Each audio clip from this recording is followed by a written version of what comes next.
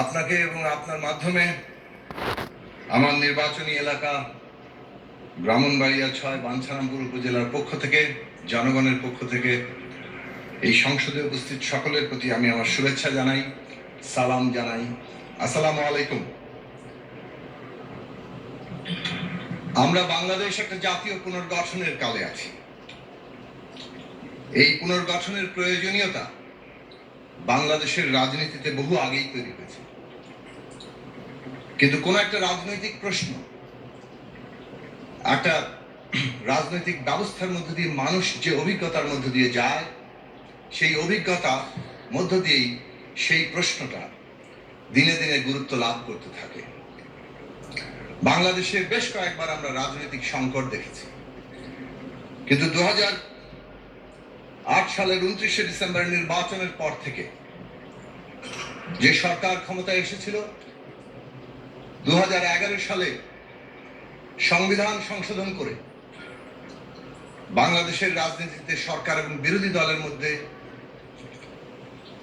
যে দুর্লভ ঐক্য 1996 সালে তৈরি হয়েছিল নির্বাচনের জন্য তত্ত্বাবধায়ক ব্যবস্থা, সেই ব্যবস্থা বাতিল করে দেয় এবং সেখান থেকেই বলা চলে বাংলাদেশে একটি নতুন করে একদলীয় শাসন ব্যবস্থা কায়েমের সূত্রপাত ঘটে এবং সেই অভিসন্ধি পরিষ্কারভাবে পরবর্তী প্রতিটি সময়ের মধ্যেই আমরা দেখতে পাই যে দিনে দিনে শক্তিশালী হয়েছে এবং শেষ পর্যন্ত নির্বাচন ছাড়া, জনগণের সম্মতি ছাড়া এই দেশে একটা জবরদস্তি, কর্তৃত্ববাদী এবং ফ্যাসিস্ট শাসন ব্যবস্থা তার চূড়ান্ত রূপ নিয়েছে।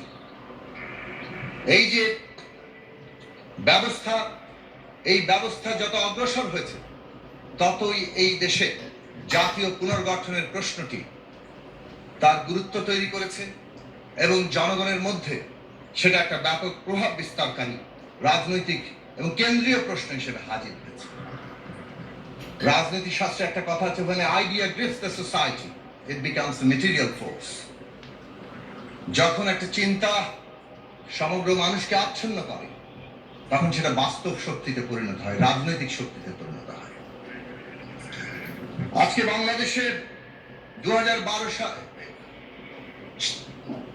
26 সালের 12 ফেব্রুয়ারি যে নির্বাচন অনুষ্ঠিত হয়েছে, যেখানে জনগণ ভোট দিতে পেরেছেন এবং সেই ভোটের মধ্য দিয়ে বাংলাদেশের জনগণ যে দলকে সংখ্যাগরিষ্ঠ দল হিসেবে নির্বাচিত করেছে এবং সংখ্যাগরিষ্ঠ দলের নেতা হিসেবে, সংসদ নেতা হিসেবে যিনি প্রধানমন্ত্রীর দায়িত্ব নিয়েছেন জনাব তারেক রহমান,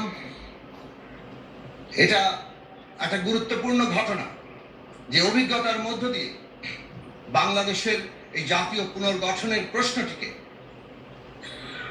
উপলব্ধি কেবল করেননি, তাকে বাস্তব রূপ দেওয়ার জন্য প্রতি পদে পদে তার যে ভূমিকা রাখা সেটা রেখেছেন। অবশ্যই এই যে বাস্তবতার প্রয়োজন অনুযায়ী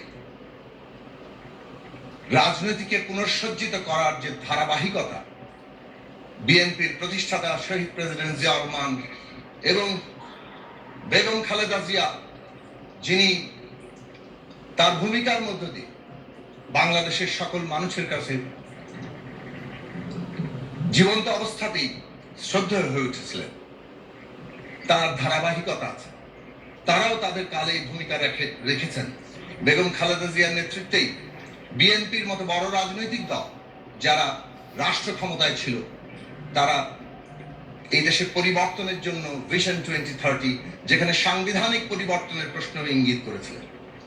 কিন্তু আমরা দেখেছি তার পরবর্তীকালে বাস্তবতা যে অনুযায়ী এগিয়েছে, বর্তমান প্রধানমন্ত্রী সেই বাস্তবতাকে উপলব্ধি করে প্রয়োজনীয় পরিবর্তন এবং জনগণের আকাঙ্ক্ষাকে ধারণ করার জায়গাগুলোকে আমাদের সামনে হাজির করেছেন।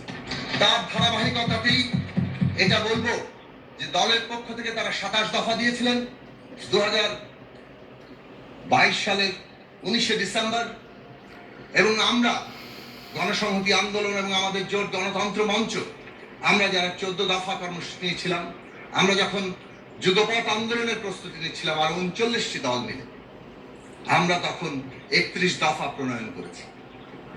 সেটা ছিল পরিস্থিতির প্রয়োজনীয়তার জায়গা থেকে আরো এক ধাপ অগ্রসর অবস্থা। সেই লড়াই আমরা দেখেছি কিভাবে তৈরি হয়েছে। গুম, খুন, মামলা, হামলা, বিরোধী দলের সকল দল যারা লড়াই করেছে কিভাবে হত্যা, নির্যাতন মুখোমুখি হয়ে এই সময়কাল পাড়ি দিয়েছেন, কিভাবে সংগ্রামে স্যাবোটাজ করে এক একটি আন্দোলনকে ধ্বংস করা হয়েছে। সেই সব পর্ব পাড়ি দিয়ে এই রাজনৈতিক লক্ষ্য কর্মসূচি মানুষের সামনে এসেছে।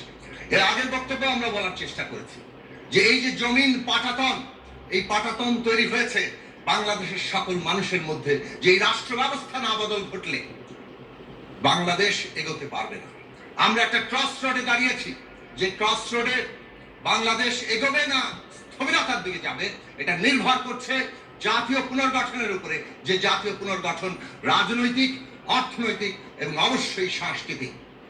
ফ্যাসিবাদ এই সব ক্ষেত্রেই বাংলাদেশকে স্থবির, এমনকি একটা বিপর্যয় অবস্থা সৃষ্টি করার জায়গায় নিয়ে গিয়েছে। সেই জায়গার লক্ষ্যে দাঁড়িয়েই যদিও তারা আমি নির্বাচন করে সাময়িক সাফল্যে উৎফুল্ল ছিল, কিন্তু মানুষের মধ্যে তাদের ক্ষোভ কেবল দানাই বেঁধেছে। যে ক্ষোভের উদ্গীরণ আমরা দেখেছি